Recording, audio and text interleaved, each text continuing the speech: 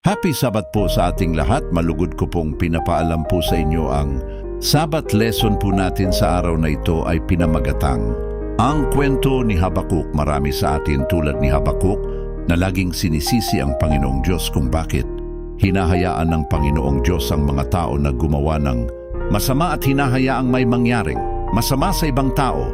Ngunit may tatlong sagot ang dapat natin malaman. Una, pag-alala kung saan alalahanin natin ang araw na niligtas ng Panginoong Diyos sila.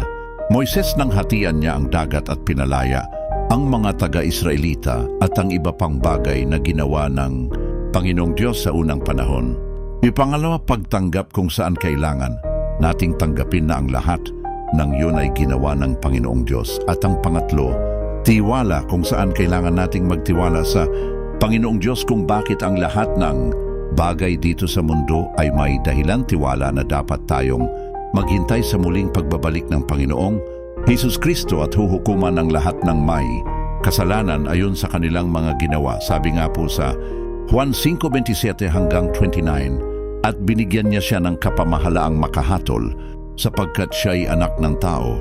Huwag ninyong ipanggilalas ito sapagkat dumarating ang oras na ang lahat ng nangasa mga libingan ay makaririnig ng kaniyang tinig at magsisilabas.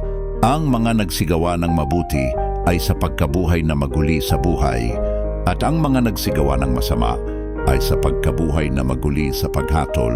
Binigyan ng Diyos si Jesus ng kapangyarihang humatol. Darating ang araw na lahat ng patay ay babangon. Ang mga gumawa ng mabuti ay bubuhayin sa buhay na walang hanggan. Ang mga gumawa ng masama ay bubuhayin para sa paghatol.